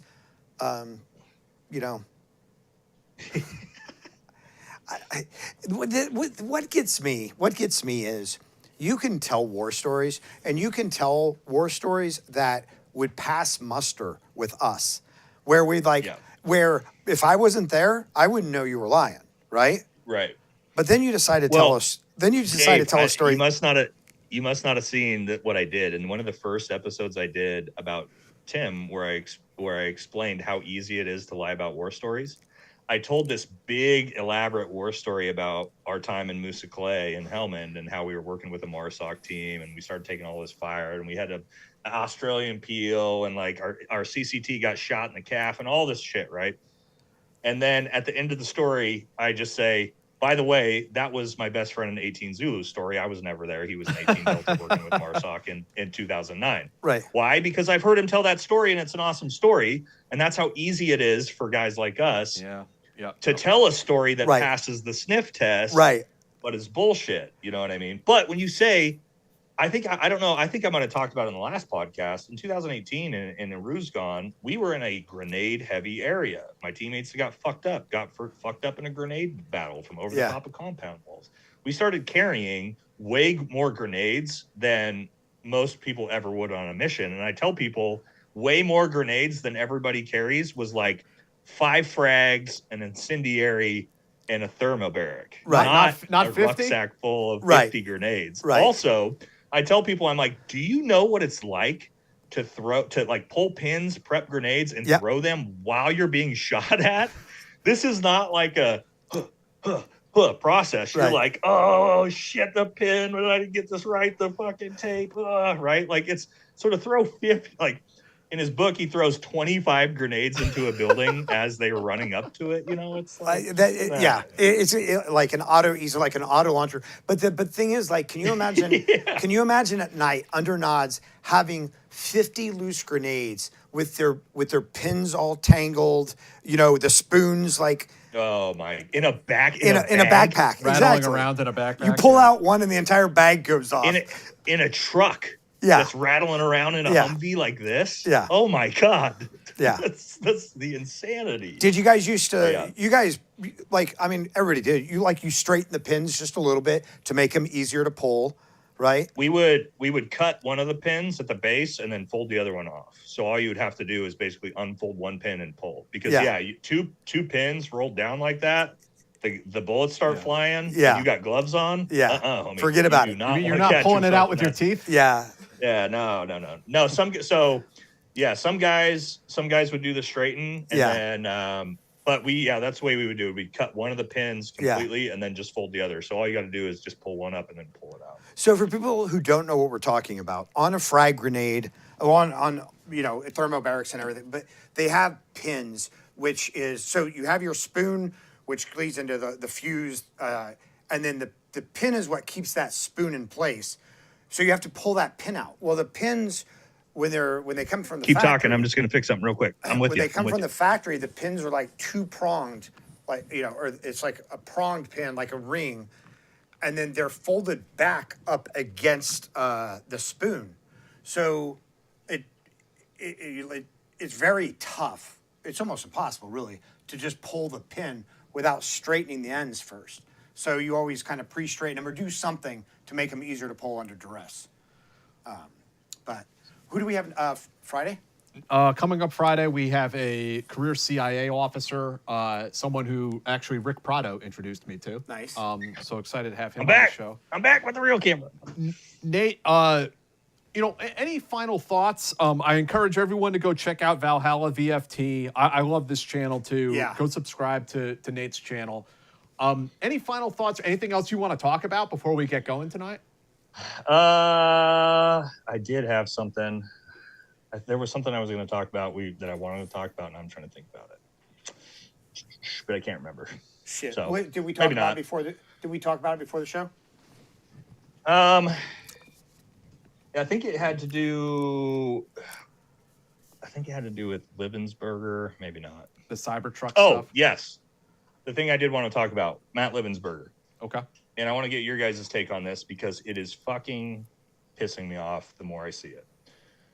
What I'm seeing, because he was a Green Beret, when Tim Kennedy comes out on Fox News talking about it, Sean Ryan and Sam Shoemaker and all these guys, everybody keeps talking about what a great guy this is, and that, like, the way he did this, he set this up so that nobody would get injured, and all these things about how he was a good person and yada, yada, yada. I'm not giving this fucking dude a pass. You know why? Because he basically built a shoddy ass V-bed, rolled it up in front of a hotel, which could have had a 3-year-old child and their mom walk out that door the second that V-bed went off, and killed like 6-7 people were still seriously injured in that blast.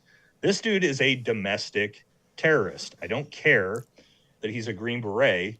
I actually am more ashamed that he's a Green Beret and that he decided to take his own life by potentially killing American citizens. So I don't know what your guys' take is, but this is all I've heard about, now again, mental health, I get it, right? I don't want to knock on the family, but like, shouldn't be glorifying this dude as like some mastermind to an exposure plan where he's exposing, you know, like CIA secrets and all this crazy shit. Like, that's not what he was, man. He was a mentally ill dude that potentially almost killed 6 American citizens. Yeah, no, Sorry, that might be inflammatory, I totally agree. I mean, the one thing I might take exception to is like the actual legal definition of a domestic terrorist. He might not fit into that, but I understand what you're saying, that he was terrorizing the American public in a sense by blowing up this truck in public. Right. And you're right. Like, I of course, we don't want any veteran or soldier to take their own life. That's terrible. But hey, man, if you're gonna do it, you don't need to take down, a bunch of civilians with you. Come on. Yeah, I would also push back on the domestic terrorism thing, just because I don't think that was really, it wasn't. First off, I feel bad that about his mental illness. And it wasn't even like depression. Like, I believe that he was at a stage where he could not separate fact from fiction. I agree. I think domestic terrorist was the wrong choice of words. That's not what I was trying to say. What I was really trying to say of, like, he wasn't this like whistleblowing mastermind that was setting up a VBed just in the perfect way to not injure people, to send a message. He was a mentally ill person. He was just that's sick. The takeaway. I just feel sad for him that like we talk about mental health, and we talk about like realizing that it's not okay to pull people out of their vehicles, but then when you start talking about, like, the Marines, out of Syria, seeing demons and seeing ghosts of the people they killed and things like that's not something. These people are not questioning their sanity. These people are not. It's real to them. They're not in a place where they're seeking mental help, right? Mental health help. They're living in a whole different world. So I would say that that he probably could have built a more efficient VBID with the intention to kill. That was my initial criticism, was of, like, this is an 18 Zulu and this was the best. That was the very first video I did before Sean Ryan, before anybody, just covering that. And that was my biggest question, was like, how does a 10+ year Green Beret not know how to tamp explosives and do actual damage? And so I don't think he was necessarily trying to do as much damage as possible. Right. I'm just getting tired of the narrative that he's this, like, whistleblowing hero that's exposing shit. Right. Like, I'm sorry, I don't believe that. Because that carries on the whole conspiracy and fails to acknowledge the very real mental health issue, which I think, honestly, the Army is happy to let that happen, because the Army does not want to talk about the mental health issues. They would rather, they would rather talk about him being an extremist, or him. I mean, I don't think the Army wants. I don't think the Army wants to talk about anything, because They don't want to talk about TBIs and what that means for our soldiers. I want to retract that, though, because I don't think the Army wants to talk about him being an extremist either, because I don't think the Army wants the publicity of an SF guy going out there and becoming an extremist. I think the Army just wants it to go away, because no matter how it's framed, it's bad for them. But they definitely don't. Well, and when both terrorist attacks back to back were from active duty Army soldiers, that's bad. That's not great optics. I mean, I already saw. I don't know if you guys saw the clip on MSNBC. I think it was today, where they literally ran a whole episode. I forget his name. One of the old guys over there. I obviously don't watch the show. About how, and he literally says it. I'll send you guys the clip after. It's so gross. Where he talks about veterans. Veterans are the biggest threat to America, and that veterans are responsible for more terrorism in this country than anyone else. MSNBC just aired that. This has been going on for a while, though, because the FBI, was it 2016, 2018, when the FBI said, that veterans are more likely to be, homegrown terrorists. Like veterans have enough issues. But there was also some internal stuff going on where they wanted to look at extremism in the ranks, and it got shut down because of political sensitivities about this. General Milley was talking about that. Yes. With the white rage and figuring out where all this potential nationalism is coming from. That wasn't that long ago. I'm glad you brought up, because we didn't mention that. I'm glad you brought up the NOLA guy, because this is the thing to me that's very bothering about Matt's story, is that it's a bigger story than the actual terrorist. Oh yeah, in NOLA, like a guy suffering that got wiped out of the news cycle immediately. Yeah, a guy suffering from mental health issues who did something, who killed himself, yeah, and didn't hurt anybody else. Could have, but didn't. Guy, and that was the thing is, when you talk about his letter and his manifesto, the thing that immediately made me think of Frody was when he said that the FBI was following him, because once people start getting those paranoid delusions, that's when they're off the rails. And that's really where you see that mental thing. But so what bothers me is that, one, we're ignoring his mental health issues, and two, we're making him a bigger story than a radicalized guy, by ISIS, who actually killed people. A lot of people. And that's gone. That's out of the story. But we're all still talking about this mentally unwell SF guy. Yeah, and it brings into question of the way news is sort of manipulated and pushed forward. I don't think that's by accident. I don't think the fact that the radicalized ISIS dude that killed 15 people or more, that story disappeared immediately in favor of the active duty Green Beret who then, potentially does a terrorist attack. I don't think that's just coincidence that either. All of media immediately diverted and got that off of. Why? Because what they don't want is and MSNBC literally talked about this in that clip, that it's not the southern border. It is not the southern border that is causing any of this, okay? It's domestic, veterans, it's all homegrown. That's nuts. And I think they want to get the conversation off any potential of yes, this was an active duty soldier that was radicalized by ISIS, but how was he radicalized by ISIS? By ISIS potentially getting into our country somehow. So I think they want to get the conversation away from that as fast as possible and put it on hey, white nationalists, whatever the MAGA, or how, because they're saying that too, right? MAGA this, whatever the buzzword is for the day. I think that's what they want the optics to be on stuff like that instead. I don't think it's by mistake. The hypocrisy is just, it's so frustrating, because they want to come out when it's an Islamic extremist say not all Muslims, and we've all worked with Muslims. We know it's not all Muslims. Of course not. We know there are a lot of stand up, incredible, courageous and Muslims who love America, whatever. I'm a Green Beret. I mean, the vast majority of dudes I fought in combat with were Muslims, not Americans. Right. That's who I fought with in combat for my career. So you're absolutely right. I don't take offense to when it's an Islamic extremist. I don't take offense to them going, hey, it's not all Muslims. But they have no problem saying veterans are an issue. Yep. Where's the not all veterans statement? MSNBC verbatim said that the veterans are the biggest threat to America today. Fuck those guys. They said that. That's crazy. Mainstream, their main guy, the older guy with the gray hair. I forget his name. I don't know anybody. He literally said that. He literally said that in a clip today. It's okay, man. We're way off the reservation. Jesus Christ. But yeah, that was the only thing that I had that I wanted to bring up. All right, guys. So go check out Valhalla VFT. And Nate, you're welcome on the show anytime. Hit us up. Let us know. Hell yeah.